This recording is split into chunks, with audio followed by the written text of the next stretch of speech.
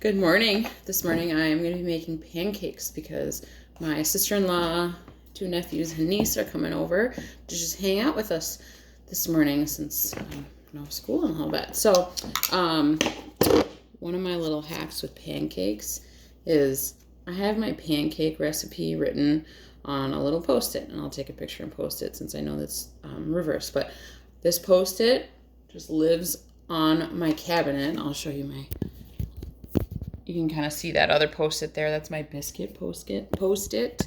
I don't make biscuits nearly as often, but I have like a recipe that I really like, and so there you go. So I'm actually going to be doubling the recipe today. Here's another hack. Keep a 1 cup, a measuring cup in your flour container. One of the families that I used to nanny for, she did that and told me about it, and I was like, okay, sure, give it a try. And I love it. I always have one there. And see, now I'll just put the cover on, and it'll be good to go. And then let's see. Oh, I did need some sugar. And then I also keep, yeah, you can see it. That's about a 1/4 cup. I keep that in my sugar. Because now I don't have to go get that. Okay, so then baking powder, I need 2 teaspoons times 2. I'm using my adjustable measuring spoons this morning. So 1, and I'm doubling my recipe because that's a lot of boys eating pancakes. A lot of boys eating pancakes. And then 1 teaspoon baking soda, and I can keep it on the 2 because I'm doubling. Oh, come on.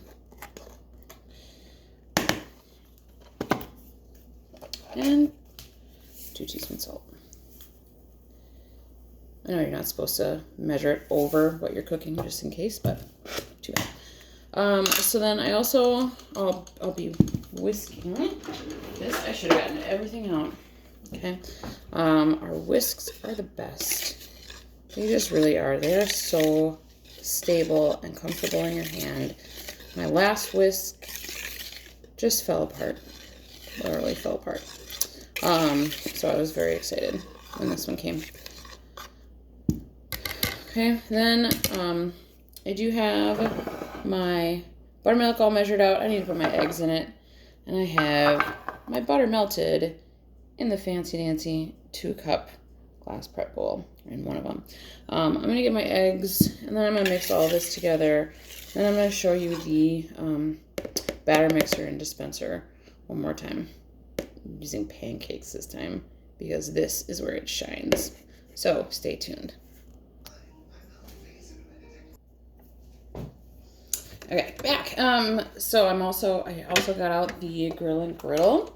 So you can see, I mean, it can cook like this, but then you just release it and it'll cook nice and flat. So I think I can make either 8 or 10 pancakes at a time. So I'm going to turn this on griddle and get it started heating up. And then in the meantime, I'm going to be filling my batter mixer and dispenser. So you can, if this little piece isn't on, that'll actually dispense, or if it is on, it will actually help dispense. Clearly, I did not put this away because it's not put away correctly. Okay. If it's not on, then you can use it to actually mix. You just put it in, all your ingredients go in here, and then you can just plunge it up and down, and it'll mix everything.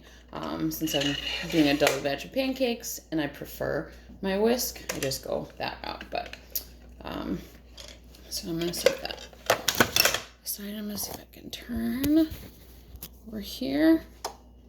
Yeah, close enough. Oops, sorry. And let my cabinet open. That's kind of ugly. Okay, so all I'm gonna be doing is filling this as much as I can. I can't fit a double batch in here. but I will only need to fill it one other time. It will fit a whole batch of pancakes. Oh, and when I was talking earlier, my pancake recipe, another hack you can do is actually make your own pancake mix. Okay, so again, I'll post my recipe, and you can just make up a ton of it in a container, and then just the dry ingredients, of course. And then when you're ready to make pancakes, you just take 2 cups of that mix, 2 cups of buttermilk, 2 eggs, and then 4 tablespoons of butter. Mix it up. It's ready to go. So much cheaper than regular pancake mix, and it's so good. They're so good. They're so good. So I am, well, I'll get this, finish getting this set up.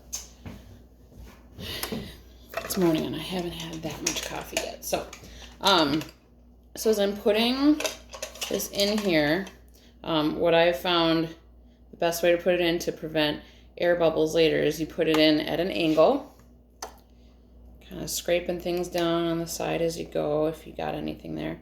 And then once it starts resting there, then make it that horizontal. Hold this, get it down, and then lock it in place. And for pancakes, you can see that there's 3 settings for it. I like the biggest one. I know that they recommend the middle one, but I think the big one has the best size pancakes.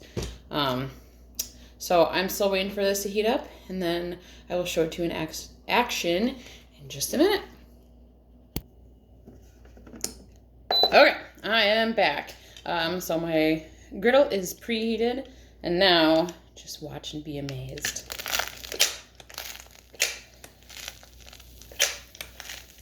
So I can fit 5. My pancake mix must be a little bit thick.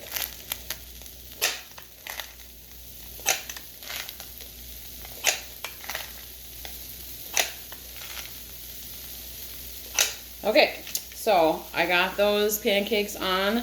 They're gonna turn out nice and round, and then I can put this right back on. This is kind of like the stand you can put it on. And as those cook, I am getting my insulated serving bowls ready. That was really girl lives. I'm getting my insulated serving bowl ready, and that's gonna allow for us all to have hot pancakes when they're all finished. It used to be that we would just make a couple pancakes and give them to the kids, and they'd keep eating them, and by the end, you know, there's maybe a couple pancakes left. I know you can put them in the oven to keep them warm, but I think they kind of dry out a little bit when you do that. So this way, they will not dry out in my insulated serving bowl. They're going to stay steaming hot while I finish making all of these and while we all eat. There's going to be 7 kids to feed and 2 adults, so it'll take a little time, but I will post a picture of them in there, and I'll post the picture of my pancake recipe. Remember, you can make a mix out of it. It's super easy. I just didn't have any left over today. So hope everyone has a great Friday. I do need to put my poll up to get my recipe for next week pretty soon. So I'm hoping to work on that this afternoon, get it narrowed down by a few. So I'm not quite ready yet. So have a great Friday.